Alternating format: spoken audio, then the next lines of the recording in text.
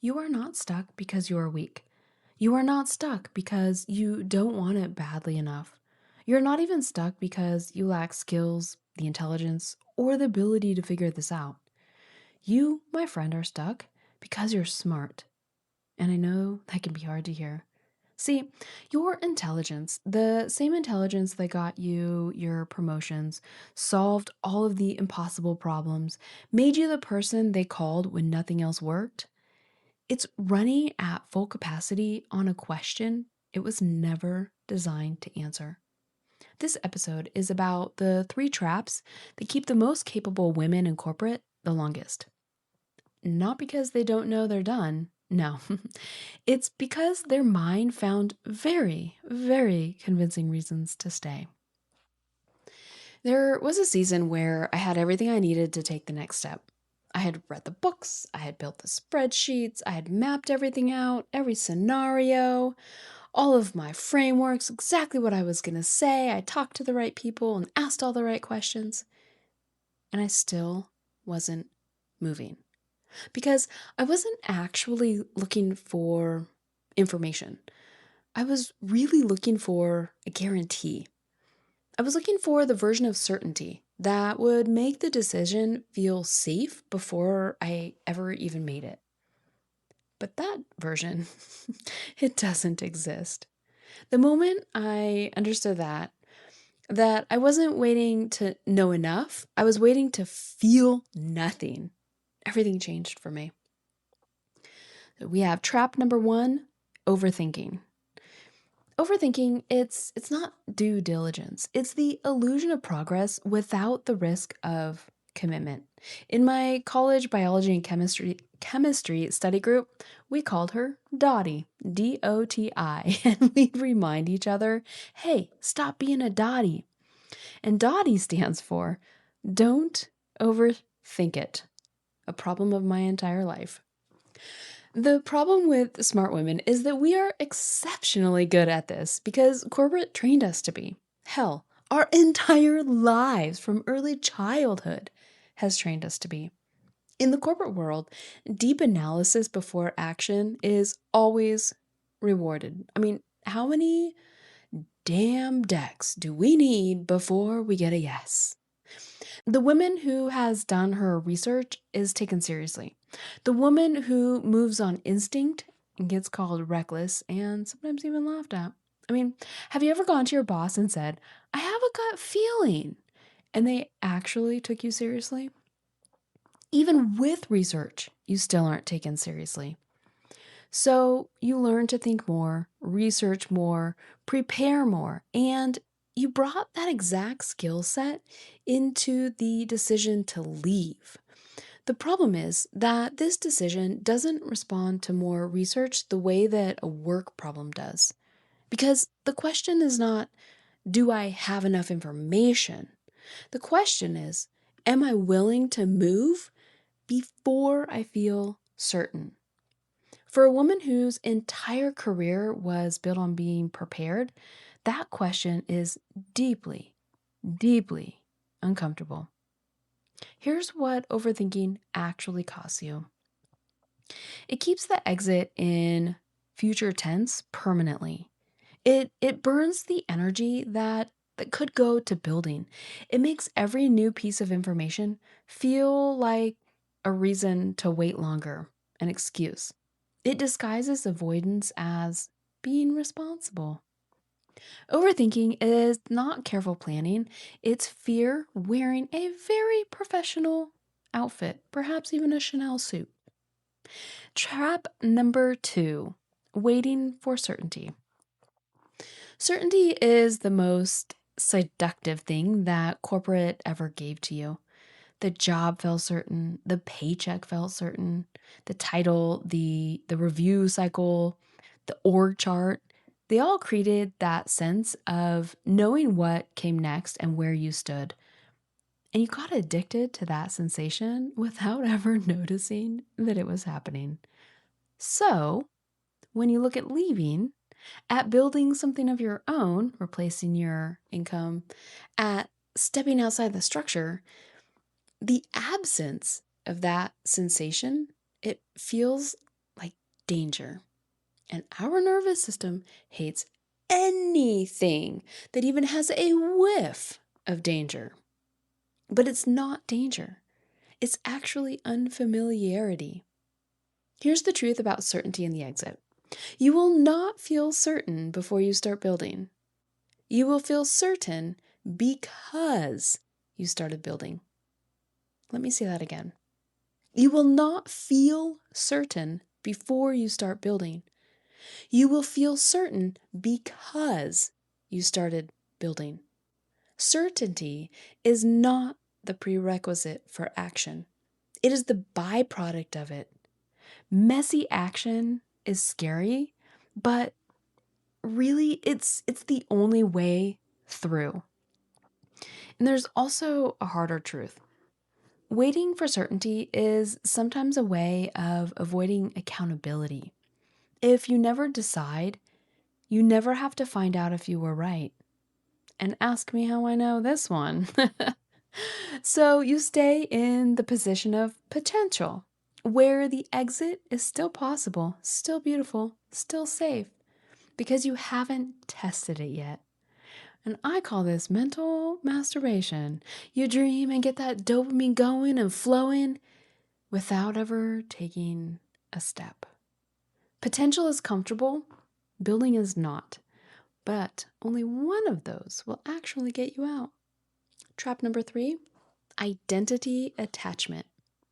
And this is the one that I think nobody talks about loudly enough. The most invisible reason that smart people stay stuck, it's not overthinking and it's not fear of failure. It's that you don't know who you are without the job. Not because you're shallow, but because corporate, excuse me, is a complete and total identity system. It gives you a title, a team, a purpose structure, a reason to get dressed in the morning, a way to introduce yourself at dinner parties, a metric by which to measure whether you are enough. Hi, I'm Shannon. I'm a director of marketing at Company X. That one sentence, when you meet someone, it does real psychological work. It tells you and everyone around you where you fit. It's a mental shortcut. It answers the questions that you're never supposed to have to ask out loud. So, when you consider leaving, you're not just leaving a job, you're leaving the answer to those questions. Here's what I know from sitting inside of that for years. Corporate doesn't take your identity in one dramatic moment.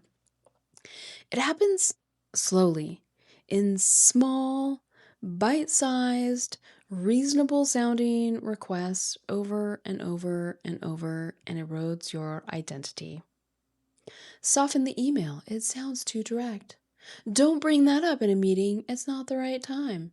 Be more of a team player. Your standards are making others uncomfortable. Or one of my favorites that my husband told me about his job, makes me laugh every time. When he was preparing a PowerPoint, don't use red. It sounds too angry. Isn't that great? And so you did what a capable woman is supposed to do. You adapted, you softened, you made yourself workable inside the container that you were in. And hey, I did it too. I practiced disappearing and I somehow called it professionalism. But the woman underneath those adaptations, the one with the opinions voiced on the commute home, the standards, the ideas that she stopped voicing because the room couldn't hold them. She never actually disappeared. She just got quieter. And that there is a difference there. The exit is not about building a new version of yourself. It's about giving the original one somewhere that she no longer has to edit herself to survive. You actually get to be free to be yourself. Imagine that. Use this diagnostic to identify which trap is most active for you right now so that you can start working on it and get back in touch with that lady who is lost. Trap number 1, overthinking. You have researched this for months or years without a clear next step. You feel productive, but you're not moving. You know more than enough to begin, and yet you're still not beginning. That constant research mode. The question to ask, what would I do this week if I already knew enough? And trap two, waiting for certainty. You're waiting for the right time, the right economy, the right season of life. You keep saying almost. I'm almost ready. I'm almost certain. I'm almost there. The problem is that the target keeps moving. So the question to ask is, what specific condition would actually make me feel certain? And is it real or is it a moving target? Trap number three, identity attachment. You feel quiet panic when you imagine introducing yourself without your title. You stumble, you're not quite sure what to say. Your self-worth is tangled up in your performance reviews. The idea of leaving, it feels less like freedom and more like disappearing. So the question to ask, who am I when no one is evaluating me? I know that's deep, right? Probably a good one for all of us to ask, frankly. I want you to stop thinking in more. Excuse me. I just need more time, more information, more certainty before I move. You have more than enough to take the next step. Instead, think about what permission that you're actually waiting for. Because, spoiler alert, you don't need anybody else's permission. You, my friend, can give it to yourself. Crazy, I know. None of these traps have made you broken. They've actually made you into a highly conditioned woman who was rewarded for years for the exact behaviors that are now keeping you stuck. Overthinking kept you out of bad decisions in corporate. Waiting for certainty made you a reliable, measured leader. Identity attachment means you took your work seriously and built something real. But, my friend, these skills, they have outlived their usefulness. Don't kid yourself that you're preparing when in reality you're just staying stuck. Same spreadsheets, same research tabs, same conversations with trusted friends, same journaling about pros and cons, but zero movement. Whether you knew it or not, the goal wasn't ever to prepare. It was always to create the feeling of doing something, of forward progress, movement.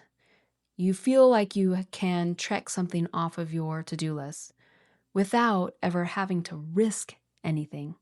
Us high achievers are exceptionally good at this. The appearance of progress can be sustained almost indefinitely, am I right?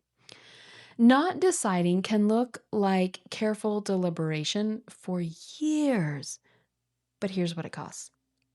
Every month spent waiting is a month your income replacement is not being built.